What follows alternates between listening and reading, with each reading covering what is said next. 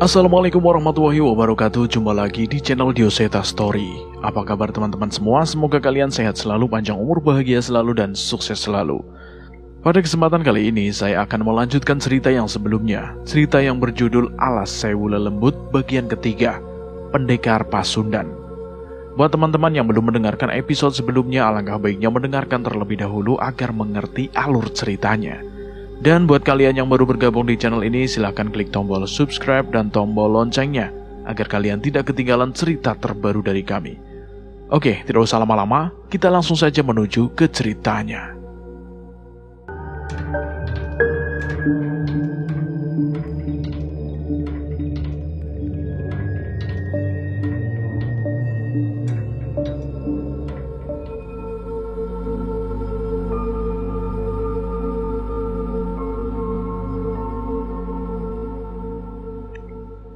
Pendekar Pasundan, sudut pandang Cahyo. Cahyo, jangan gegabah. Itu hanya sebuah sarung, Teriak Jagat. Bukannya tidak memperdulikan ucapan Mas Jagat. Namun sarung itu memiliki arti yang penting untukku. Tapi setelah berpikir sesaat, aku merasa ucapan Mas Jagat ada benarnya. Sepertinya masalah Mas Linggar masih lebih darurat. Baik mas, kita cari nanti saja.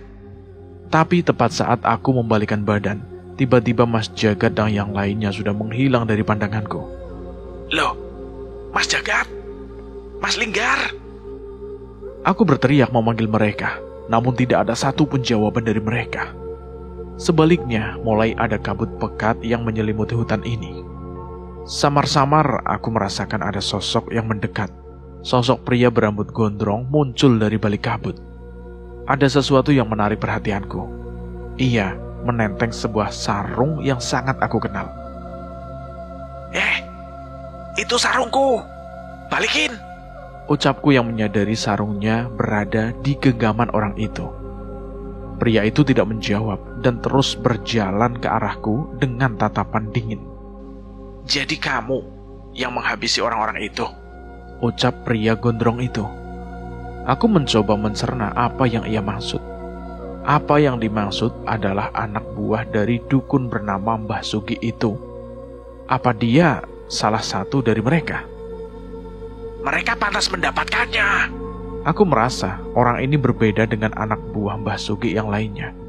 Entah mengapa aku merasa ia jauh lebih berbahaya. Tingkahnya seperti makhluk buas yang sedang menahan amarahnya hingga menggeram. Udah, cukup aku saja yang tingkahnya kayak monyet. Jangan ada lagi orang yang tingkahnya kayak hewan buas. Balasku saat melihat wajah dia, yang berlaku layaknya hewan hutan. Walau sedang menahan amarahnya, orang itu tetap menjaga jarak dariku, seolah tidak meremehkanku.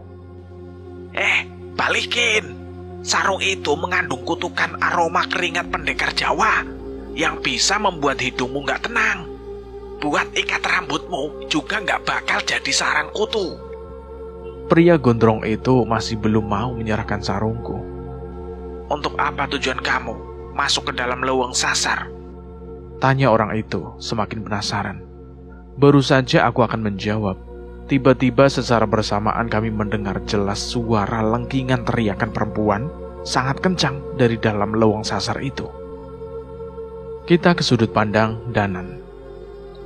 Aura auman makhluk mengerikan terdengar di sekitarku, bersamaan sebuah ritual singkat dari seseorang yang berada di hadapanku sekarang.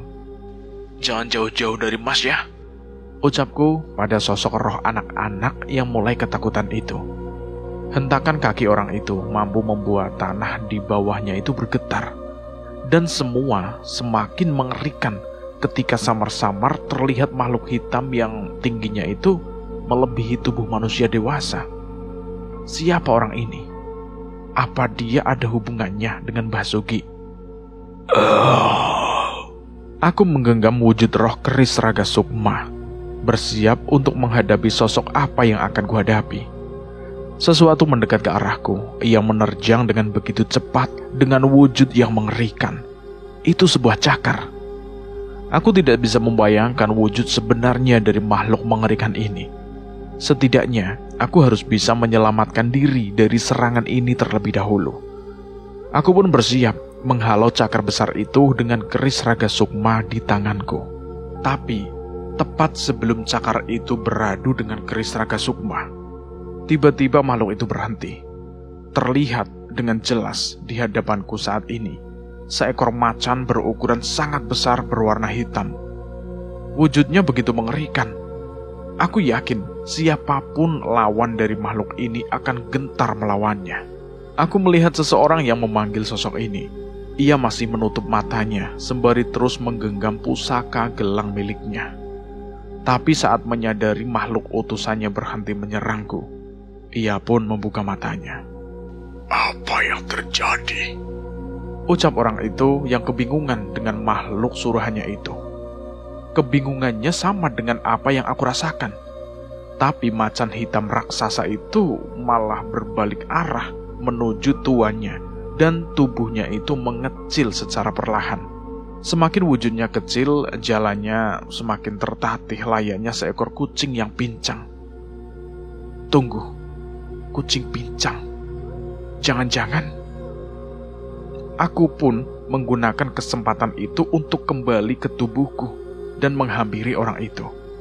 Aku yakin ada kesalahpahaman di antara kami. Kenapa? Kenapa kau tidak mau menyerang makhluk itu? Tanya orang itu pada sosok kucing hitam yang kini bermanja-manja di kakinya. Mungkin karena ia tahu ada kesalahpahaman di antara kita. Balasku sembari mendekat kepadanya. Tunggu, kau manusia. Lantas tadi? Pria itu cukup bingung melihat wujudku yang sudah kembali ke tubuh. Aku menunjukkan pusaka keris Raga Sukmaku padanya dan menjelaskan apa yang terjadi. Dengan kemampuan keris ini, aku bisa melakukan ajian Raga Sukma, memisahkan roh dengan tubuh. Dengan cara itu, aku lebih mudah untuk menemukan Sukma dari anak-anak ini. Jadi, AA-nya bukan setan? Bukan, nama saya Danan, Danan Jaya Sambara. Saya dan teman saya sedang mencoba menolong anak-anak ini. Tapi sepertinya masih ada Sukma beberapa mereka yang belum bisa saya temukan. Wah, kalau begitu, maafkan saya, A. Saya Gama. Saya juga sedang mencari pelaku yang membuat masalah serupa di desa saya. Ya, salam kenal Mas Gama. Tapi bagaimana kalau perbincangan kita tunda dulu? Biar saya pulihkan dulu beberapa anak yang Sukmanya itu berhasil saya temukan. Baik, A. Biar saya bantu. Kami pun menghampiri tubuh anak itu satu persatu dan mengarahkan Sukmanya untuk kembali. Aku memperhatikan Gama yang ternyata juga memiliki kemampuan untuk memulihkan anak-anak ini. Sembari menolong mereka, tak lama kemudian Abah dan Pak Lek datang bersama beberapa warga desa yang segera membantu mengevakuasi anak-anak yang sudah sadar. Mereka gimana, Mas? Apa sudah bisa dipertemukan dengan orang tuanya? Tanya salah satu warga desa. Yang sudah sadar sebaiknya segera dibawa pulang, agar orang tuanya tidak khawatir. Tapi mereka yang belum sadar sebaiknya dibawa ke rumah sakit. Ucapku pada warga itu. Abah tersadar dengan keberadaan seseorang yang berada di dekatku, Gama. Punten, AA teh siapa? Iya Pak, saya Gama. Tadi saya dari kampung Wetan Tilas Jajah. Tadi ada sedikit insiden dengan Mas Danan. Balas Gama. Aku mendekati Pak Lek sembari membisik kepadanya. Pak Lek, hati-hati. Dia juga orang sakti loh. Kucing itu gak kalah serem sama Kliwon. Aku berbisik pada Pak Lek. Pak Lek mengernyitkan dahinya tidak percaya. Sekilas kucing itu memang hanya terlihat seperti kucing hitam yang pincang biasa.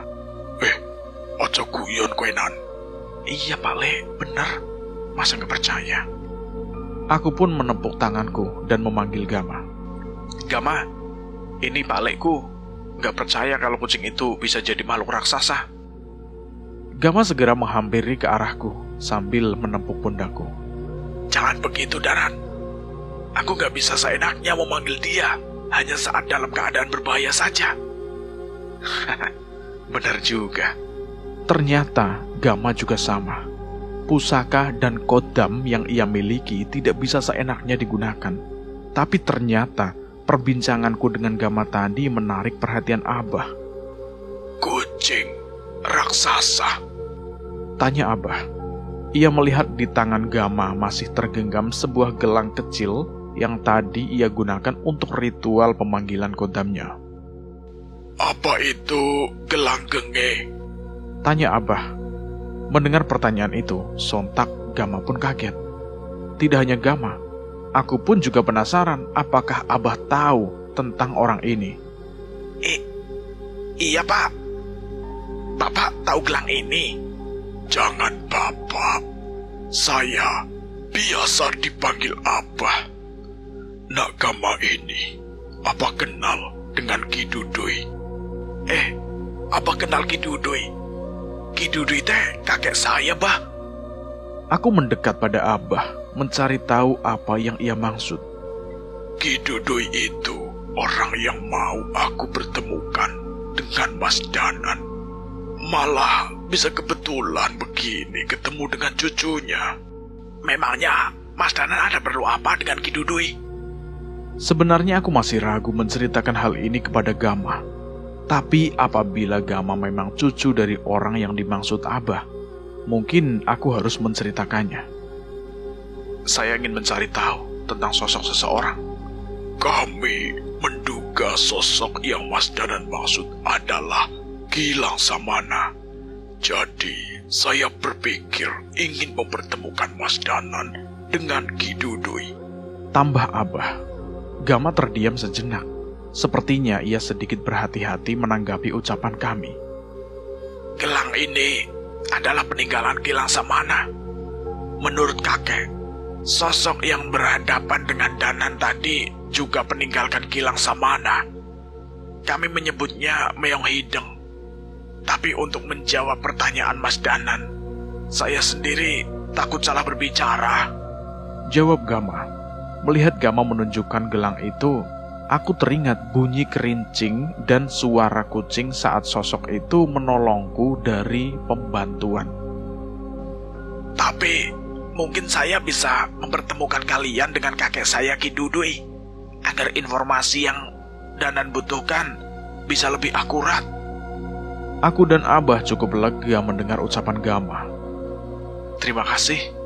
Semoga kami berjodoh bertemu dengan beliau.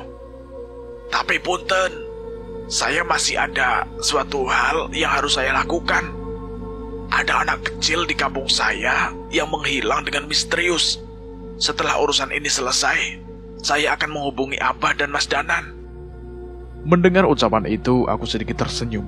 Rupanya selain kami, masih ada juga orang yang mau repot-repot membantu orang lain dalam masalah serupa. Iya, Gama. Kami juga harus menyelesaikan masalah di tempat ini dulu. Aku teringat dengan anak-anak yang masih belum tersadar. Harus ada yang mengangkutnya ke rumah sakit.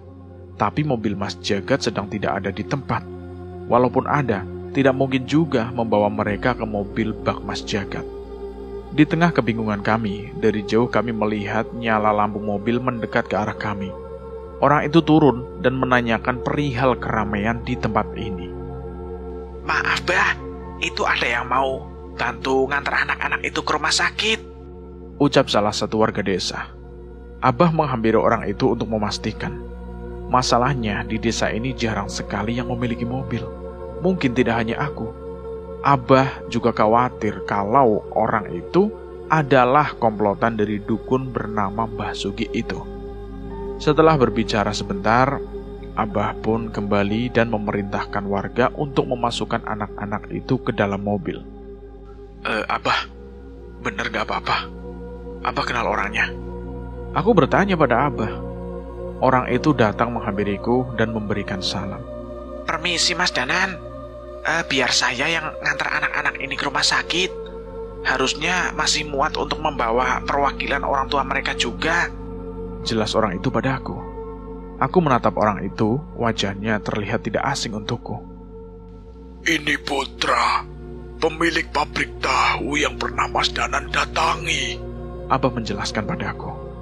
Aku berpikir sejenak dan teringat akan kejadian saat aku menemukan warangka di pabrik itu. Sebuah pabrik yang menyimpan kematian misterius dari seseorang wanita. Oh alah, Mas Putra ya. Aduh, saya pangling Mas. Saya jadi tenang kalau begitu. Titip mereka ya Mas. Siap Mas Danan. Mas Danan juga istirahat. Jangan masain diri ya Mas. Balas Mas Putra yang segera berpamitan padaku. Kalau begitu, saya juga mau pamit Mas. Maaf, tadi sudah salah paham. Gama pun mendekat ke arahku. Iya, gak apa-apa Mas Gama. Hati-hati ya Mas. Kita bertemu lagi secepatnya. Setelah kepergian mereka, aku bersiap untuk menyusul Cahyo. Tapi Pak Lek melarangku.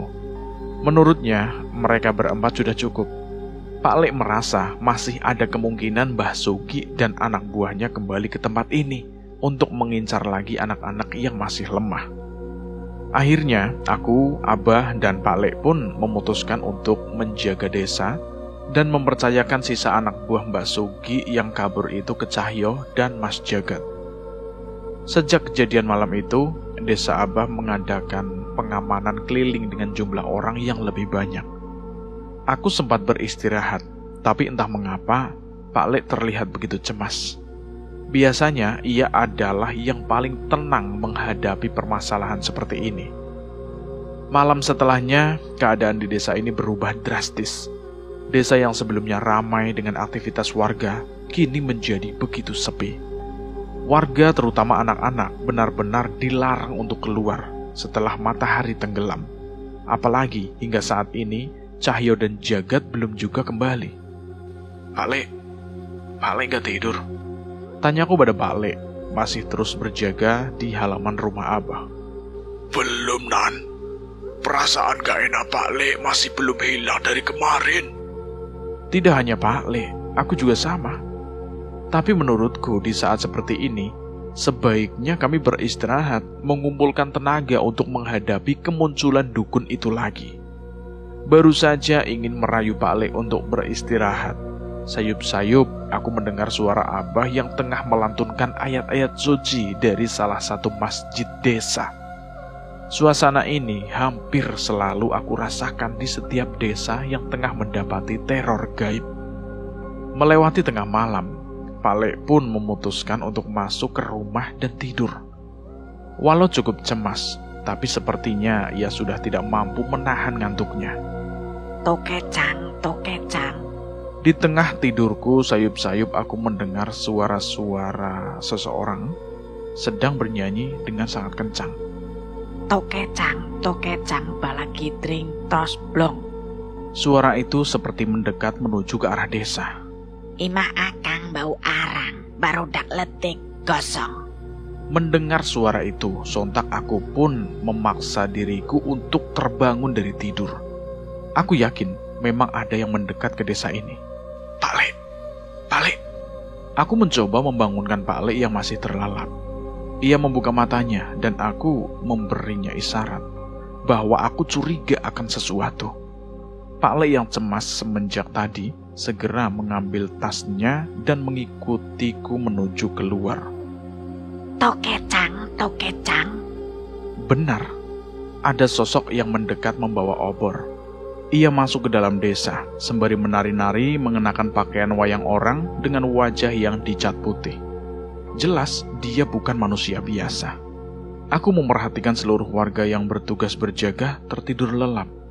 Kecurigaanku muncul bahwa ngantuknya Pak Lek dan warga desa adalah akibat ilmu dari sosok itu. Sambil terus bernyanyi dan menari, ia memasuki desa yang kini sangat hening ini. Orang itu menunjuk satu persatu rumah, seolah sedang menandai di mana rumah yang ia incar. Aku dan Pak Lek memperhatikan dari jauh. Orang itu mengetuk salah satu pintu warga desa. Ia menunggu sambil terus menari dengan asik di depan pintu rumah orang itu. Tak berapa lama, seorang anak keluar dari rumah itu dengan tatapan kosong. Dengan segera ia menjambak anak itu dan menyeretnya ke jalan sembari terus menari-nari. Ia pun pergi ke rumah berikutnya dan melakukannya hal yang sama. Anak-anak itu hanya menurut saja dengan perlakuan kasar dari orang itu. Anehnya, semua warga dan anggota keluarga tidak ada yang terbangun. Kami pun tidak mau menunggu lama dan menghadang makhluk itu. Ia pun mengernyitkan dahinya saat melihat kami. Tak lama setelahnya, dia menoleh ke salah satu atap rumah. Nyai Runtak goblok, masih ayah nutak sare. Aku dan Pak Le menoleh ke arah orang itu. Kami pun baru sadar bahwa ada sosok di atas salah satu rumah. Ada sosok perempuan berambut panjang bermata buta di sana. Ia mengenakan baju kebaya yang sudah lusuh sambil menggendong bangkai binatang seperti kucing yang berdarah-darah dan mengelus-elusnya. Mereka sudah tertidur, tapi bangun lagi. Selanjutnya, urusanmu goblok. Balas sosok itu. Kami yakin dua orang ini bukan manusia biasa. Sosok yang menari itu pun melempar anak-anak itu ke pinggir dan berjalan mendekati kami. Kang Jawir teh gak suka ribut. Kang Jawir teh gak suka berantem. Kalau begitu, lepaskan mereka dan pergi jauh dari sini. Kang Jawir malah tertawa, seolah sedang bercanda. Mereka sudah kupilih. Kang Jawir teh cuma ngejemput. Pak Le menepuk bahuku. Sepertinya Pak Le mencoba memperingatkanku. Mereka kuat. Pak Le sama sekali tidak tahu ilmu apa yang mereka gunakan, Nan. Ucapan Pak Le benar. Walau terlihat seperti orang tidak waras, Kang Jawir dan Nyai Runtak menyembunyikan ilmu yang tidak kami ketahui. Kami tidak mungkin membiarkan kalian membawa anak-anak itu. Maneh teh saha? Sugi bae teu wani ngatur aing. Ia tertawa, tapi setelahnya matanya berubah menjadi ancaman. Kali ini aku merasa dalam bahaya. Aku pun menarik keris Raga Sukma dari sukmaku dan bersiap menghadapinya. Tapi saat aku hendak menariknya dari warangkanya, tiba-tiba tangan Kang Jawir sudah menahan tanganku hingga tidak mampu mencabut keris itu. Jangan buru-buru, ledeknya. Pak Le yang melihat hal itu juga mencabut keris sukma geninya dan menyerangnya untuk mengusirnya dari dekatku. Dengan sigap Kang Jawir melompat ke belakang sambil kembali menari. Hiji dua tilu, jurik didinya, jurik di dia. Kang Jawir mengucapkan kalimat itu sembari menatap tajam ke arah kami. Aku merasakan firasat buruk dari apa yang ia ucapkan. Ia pun melompat sembari mengulang-ulang kalimat itu. Dan tepat saat kakinya menyentuh tanah, kami tercengang dengan apa yang terjadi. Tiba-tiba, di seluruh desa muncul berbagai macam sosok yang sudah mengincar kami. Aku menelan ludah saat melihat kumpulan pocong bergelimpangan di atap-atap rumah. Roh manusia yang mati dengan tidak sempurna memandangi kami dengan wajahnya yang rusak dari sudut-sudut jalan. Hingga tubuh tanpa kepala yang berjalan mendekati kami. Pak Le, aku memperingatkannya. Kang Jawir kembali menari dan meninggalkan kami. Ia menuju ke pintu rumah selanjutnya dan mengacuhkan kami. Jangan ganggu anak-anak itu. Belum sempat mengejarnya, tiba-tiba sosok pocong terjatuh di hadapanku. Ia berusaha berdiri dan menghadangku. Urusanmu dengan mereka, balas Kang Jawir yang benar-benar mengacuhkan kami. Pak Le pun sudah mulai membaca-baca ajian untuk menghadapi makhluk-makhluk ini. Tanpa kusadari mereka sudah makin mendekat mengerubungi kami. Aku mencoba menenangkan roh mereka dengan doa, tapi mereka malah kesakitan. Tidak bisa, Nan. Mereka diikat oleh orang-orang itu, ucap Pak Le.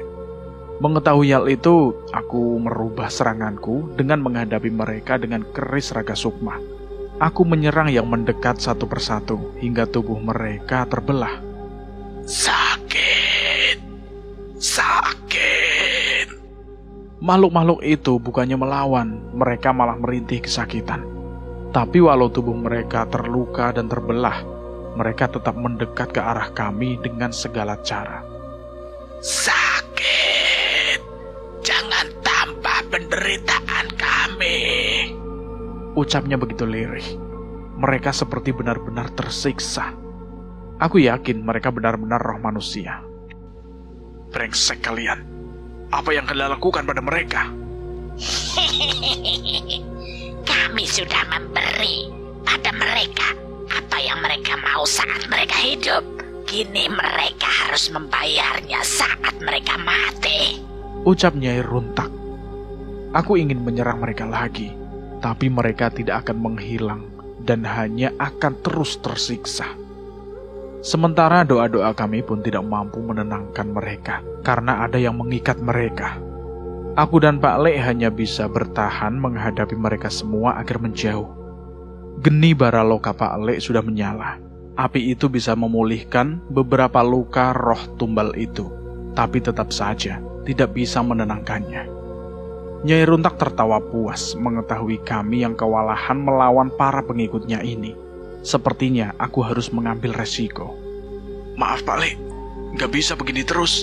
Aku pun menerobos kumpulan pocong dan setan-setan itu dan berlari menuju salah satu rumah tempat Nyai Runtak berdiri di atapnya.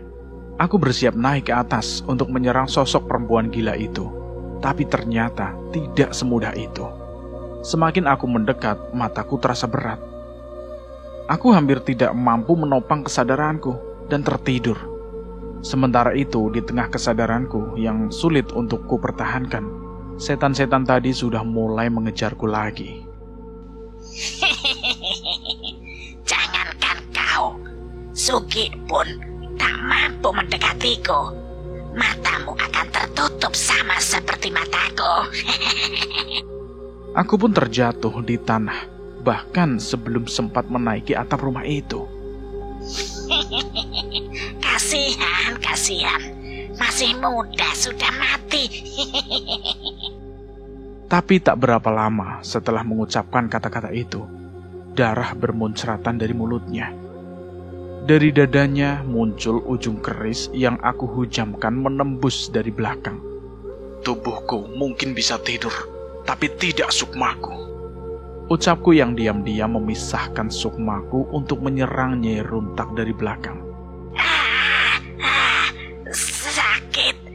Sakit. Nyai. Kang Jawir yang menyadari kejadian itu pun panik. Ia pun kembali meninggalkan anak-anak itu dan berlari ke arahku. Mengetahui hal itu, Pak Lek menghadangnya di tengah puluhan pocong yang masih terus mencoba mendekatinya. Jangan berani-berani kau sentuh Nyai. Dia sudah mati. Tolong Jawir. Aku tidak melewatkan kesempatan ini dan meletakkanku di kepala Nyai Runtak. Saat itu aku mulai meruqyahnya dengan membaca doa-doa yang seketika membuatnya tersiksa. Hentikan. Nyai Runtak berteriak. Bersamaan dengan itu, setan-setan yang mengerubuti kampung ini mulai menghilang satu persatu. Sepertinya dugaanku benar. Nyai Runtaklah yang mengikat mereka. Kang Jawir terlihat cemas, tapi ia masih bisa berpikir untuk melawan kami. Ia pun menarik salah seorang anak kecil dan mencengkeram lehernya dengan kuku-kukunya. Lepaskan Nyai, atau kau bunuh anak ini. Ucap Kang Jawir. Sontak aku dan Pak Lek mulai panik. Tapi aku tidak bisa melepaskan Nyai Runtak begitu saja. Lepaskan anak itu. Kami tidak akan membunuh Nyai Runtak. Sepertinya Pak Lek juga tidak bisa berkutik. Sedikit nekat, Kang Jawir bisa saja membunuh anak itu dan berganti menyandra anak lainnya. Ada satu anak yang mati, maka aku pastikan jasad nenek sialan ini yang aku kembalikan kepadamu. Jangan. Lepaskan dia. Kami akan pergi. Tak kusangka, Kang Jawir yang begitu mengerikan sangat ketakutan kehilangan Nyai Runtak. Tapi aku tidak bodoh. Aku menyelesaikan doaku hingga tuntas dan aku bawa Nyai Runtak ke hadapan Pak Lek. Lepaskan anak itu dan pergi. Baik. Tapi lepaskan Nyai. Ikuti kami. Aku dan Pak Lek pun berjalan perlahan meninggalkan desa dan masuk ke sebuah hutan dengan membawa tubuh Nyai Runtak. Kang Jawir menggendong salah satu anak kecil itu dan mengikuti kami. Tinggalkan anak itu, dan kami akan tinggalkan Nyai Runtak di sini. Lalu pergilah sejauh-jauhnya. Kang Jawir setuju dan menjatuhkan tubuh anak itu di tanah. Kami pun dengan sigap menjemput anak itu. Sementara Kang Jawir segera berlari menjemput Nyai Runtak. Nyai, Nyai. Sakit Jawir. Kang Jawir pun membopong Nyai Runtak dan menghilang di dalam kegelapan. Semoga saja kami tidak perlu bertemu dengan mereka lagi. Tapi di satu sisi, aku penasaran dengan hubungan mereka. Perbedaan umur mereka terlalu jauh sebagai pasangan. Abah kaget saat menyadari desanya mendapat serangan lagi. Kami pun menjelaskan bahwa itu adalah ilmu sirep dari Nyai Runtak yang membuat seluruh desa tertidur. Pak Le bertanya padaku, mengapa aku bisa tersadar saat desa sedang disirep? Aku pun baru sadar dengan hal itu. Aku terbangun dengan normal dan aku tidak mendeteksi ada sesuatu yang melindungiku. Sekilas aku malah berpikir, apakah Nyai Runtak memang sengaja menggunakan ilmunya padaku? Tapi untuk apa? Apa dia memang berharap untuk dihentikan? Tragedi malam itu membuat kami tetap waspada. Kali ini Dirga sudah kembali ditemani oleh Guntur. Kami tetap meminta pertolongan mereka untuk tetap di desa. Sementara aku, Pak Le, dan Abah meninggalkan desa. Mas Danan, mau kemana? Tanya Guntur. Ada seseorang yang harus Mas temui. Tunggu di sini ya, biar pas Mas Cahyo balik dia tidak bingung. Guntur mengangguk setuju. Ia terlihat senang bisa mampir ke desa Dirga. Sepertinya di desanya juga tidak banyak anak seumurannya, atau mungkin hidupnya terlalu dipenuhi latihan oleh Nyai Jambrong. Kami pun pergi menuju kota melintasi kampung wetan Tilas Jajah. Rumah Gama berada di sana. Ia sudah bersedia membantu kami untuk mempertemukan kami dengan kakeknya. Aku memperhatikan sebuah hutan yang mereka sebut dengan nama Leweng Sasar. Cahyo dan Mas Jagat masih berada di sana. Semoga saja ia bisa menyelesaikan permasalahan yang ada di sana. Rumah kakek saya ada di daerah pegunungan. Masih sekitar 1 jam lagi dari sini, ucap Gama yang kami temui di terminal. Aku jadi penasaran, Ki Dudui itu orangnya seperti apa ya? Nanti juga ketemu. Sepanjang perjalanan sambil diingat-ingat, mau nanya apa aja ke Ki Dudui, sahut Abah. Benar ucapan Gama. Setelah 1 jam perjalanan, kami pun sampai di rumah yang ia maksud. Punten, Assalamualaikum. Gama mengetuk pintu rumah itu dan mendengar suara langkah seseorang yang mendekat. Pintu itu pun terbuka bersama munculnya seorang pria yang cukup berumur dengan rambut yang sudah memutih. Aku menebak bahwa dialah orang yang Gama maksud. Waalaikumsalam, Gama. Sudah sampai rupanya. Ayo teman-teman diajak masuk. Silakan duduk, ucap orang itu. Orang itu seolah sudah mengetahui akan kedatangan kami. Mungkin Gama sudah memberitahunya terlebih dahulu. Kek, ini Abah dari desa yang dekat pabrik.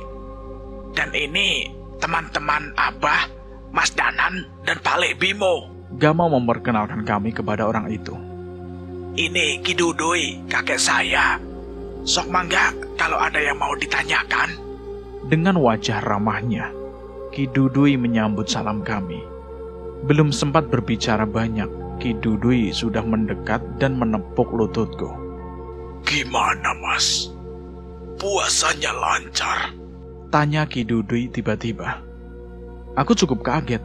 Kenapa Ki Dudui bisa tahu kalau aku sedang melakukan tirakat dan berpuasa agar mendapat jawaban mengenai Ki Langsamana? Alhamdulillah, Ki. Kemarin sudah selesai. Kami pun memperkenalkan diri satu persatu sebelum mulai perbincangan serius. Gama menceritakan bahwa Ki Dudui adalah ayah dari ibunya yang bernama Umi Esih. Dan seorang yang ingin aku cari itu, Ki Langsamana, adalah buyut dari Gama. Aku pun menceritakan pertemuan kami dengan Gama kemarin, termasuk kesalahpahaman yang terjadi di antara kami. Ki Dudui malah tertawa mendengar ceritaku. Tumben, biasanya kamu lebih tenang. Saya panik, Kek. Ada tubuh bergelimpangan di tanah dan Danan muncul dalam wujud roh. Jadinya aku kira setan, Kek. Saat ini kami bisa menertawakan kejadian itu. Tapi saat mengingat betapa mengerikannya kodam Gama saat itu, jelas tidak mungkin aku tertawa. Aku pun melanjutkan perbincangan kami dengan menceritakan tentang kejadian saat aku terkena bencana di desa Abah. Saat itu ketika pertarungan Ki Luwang, aku terkena kutukan yang membuat aku berubah menjadi batu. Aku menceritakan bahwa saat itu aku tertolong dengan sosok pria bergamis putih. Kedatangannya ditandai dengan suara seekor kucing dan suara gelang seperti milik Gama. Tak hanya itu, bahkan sosok itu juga sempat membantu kami saat pertarungan di alam lain melawan Ki Luwang. Menurut Abah, mungkin sosok itu adalah Ki Langsamana. Apa itu mungkin, Ki? Tanyaku. Ki Dudui menoleh ke arah Gama sebelum menjawabku. Ia pun mengangguk sembari menyeruput kopinya. Ki Langsamana sudah meninggal dan rohnya sudah tenang. Tapi sesekali ia memberi petunjuk pada kami saat kami sedang kesusahan. Berarti itu benar, Ki? Kami mengenalnya dengan nama Meong Hideng. Apa mungkin itu alasan ia tidak mau menyerang Mas Danan walau kuperintahkan? Tanya Gama sembari menoleh ke arah Ki Dudui. Benar. Beruntung Danan sudah berkenalan dengan Meong Hideng terlebih dahulu sebelum bertemu denganmu. Ki Dudui melanjutkan ceritanya mengenai sosok bernama Ki Langsamana itu. Menurut ceritanya, Ki Langsamana adalah seorang ulama pengembara yang sering mendatangi tempat-tempat yang dianggap bermasalah, terutama dengan hal gaib. Bila beliau bisa menyelesaikan masalah tersebut, beliau pasti menyelesaikannya. Tapi bila tidak, beliau pasti meninggalkan sesuatu yang bisa menjadi petunjuk untuk diselesaikan oleh orang lain atau keturunannya. Mendengar cerita Ki Langsamana, aku pun menoleh ke arah Pak Lek. Apa yang beliau lakukan sama seperti yang Pak Lek dan Bapak lakukan semasa hidupnya. Saya mencoba mempelajari petunjuk dan peninggalan yang dimiliki Ki Langsamana. Tapi entah mengapa, ilmunya itu tidak menurun pada saya. Ilmu-ilmu dan peninggalan Ki Langsamana ternyata turun ke cucu saya ini. Ucapnya sambil mengelus punggung Gama. Peran masing-masing manusia kadang memang benar, Ki. Kadang peran kita memang hanya memberi petunjuk agar mereka bisa melalui jalan yang benar, sahut Pak Lek. Dari perbincangan itu, sepertinya aku melihat kesamaan di antara Ki Dudui dan Pak Lek. Hanya saja saat ini Pak Lek masih lebih muda dan masih bisa ikut mendampingi kami. Saya mendapat petunjuk bahwa akan ada bencana yang datang. Saat itu mungkin kami akan membutuhkan bantuan Ki Langsamana. Apa itu memungkinkan, Ki? Seperti yang saya bilang tadi, Ki Langsamana sudah tiada. Apabila perannya dibutuhkan, Gamalah yang akan menggenapinya. Iya, Danan. Kalau ada sesuatu yang dibutuhkan, bilang saja. Pasti saya bantu kok, sahut Gama. Aku mengangguk mengerti. Sekarang terjawab sudah. Kemunculan Ki Langsamana saat itu ternyata menuntun kami untuk bertemu dengan mereka. Satu lagi. Tiba-tiba Abah mengambil sesuatu dari bawahnya. ia mengeluarkan sesuatu yang dibungkus rapi dengan koran. Ia menyerahkan itu dengan meletakkannya di hadapan Gama. Ini apa, Bah? Kalau memang Gama adalah pewaris Kilang Samana, mungkin sudah saatnya aku mengembalikan ini, ucap Abah. Gama pun membuka bungkusan koran itu dan menemukan sebuah sorban putih yang sudah sangat berumur. Ki Dudui ikut melihat dan menyentuhnya. Seketika matanya menjadi berkaca-kaca. Ini, saya tahu sorban ini. Ini sorban yang dipakai ayah saya, Kilang Samana, ucap Ki Dudui. Ia mengambil salah satu ujung sorban itu dan menciumnya seolah mengenang sesuatu yang dalam. Bagaimana ini bisa ada di tangan Abah? Abah pun tersenyum dan mulai menceritakan sesuatu. Tidak hanya Danan, saya pun pernah ditolong oleh beliau, ucap Abah. Kejadiannya saat itu Abah masih kecil. Waktu itu ia bermain dengan teman-temannya di pinggir sungai.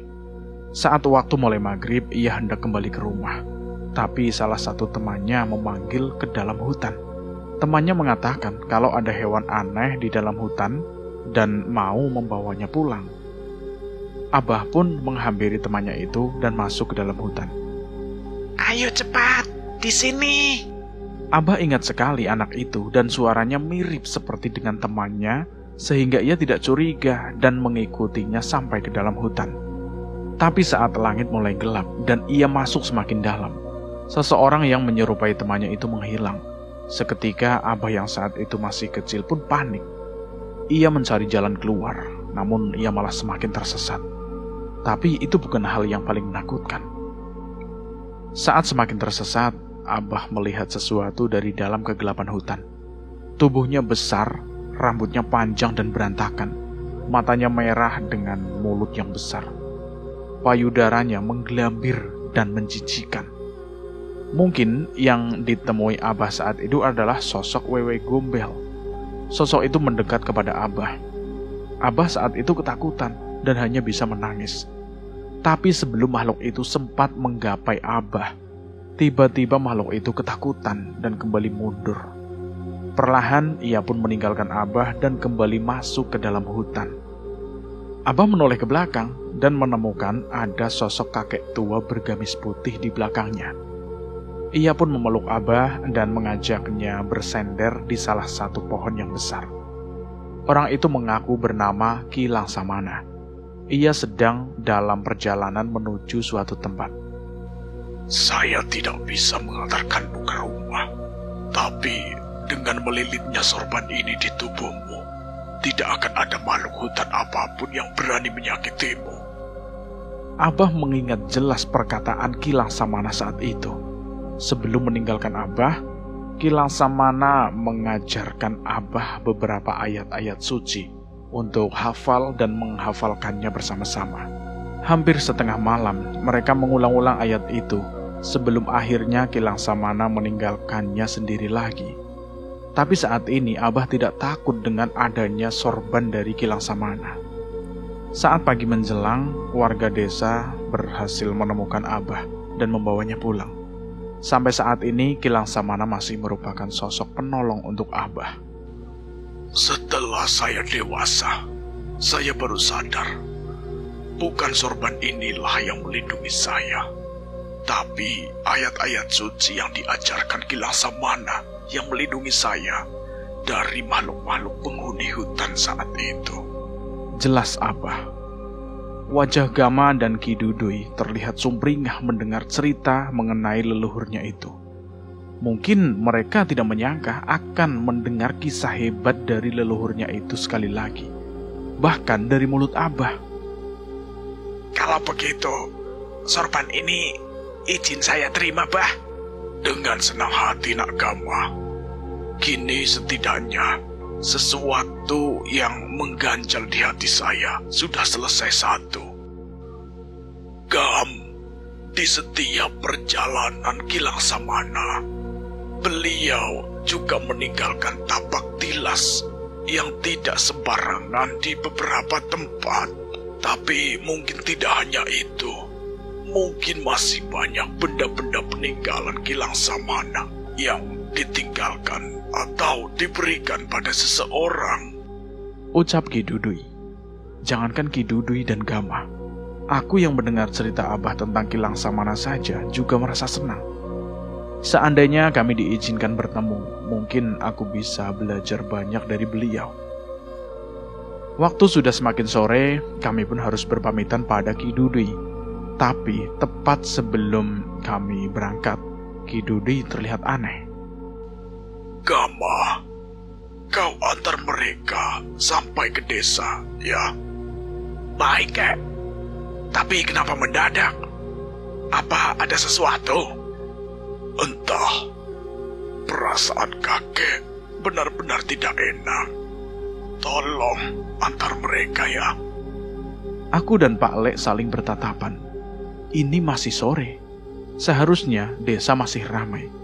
Tapi sepertinya kami tidak bisa meremehkan firasat Ki Dudui. Kami turun dari angkutan umum setelah lewat waktu maghrib. Saat itu kami terkejut dengan adanya nyala api dari dalam desa.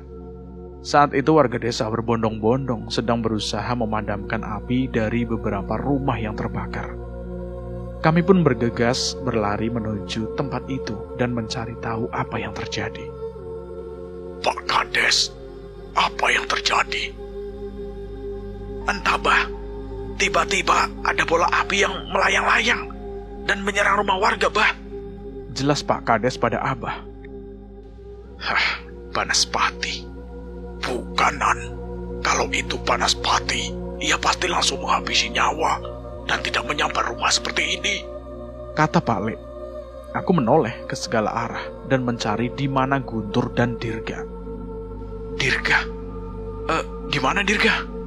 Setelah kejadian tadi, dukun itu kembali lagi dengan anak buahnya.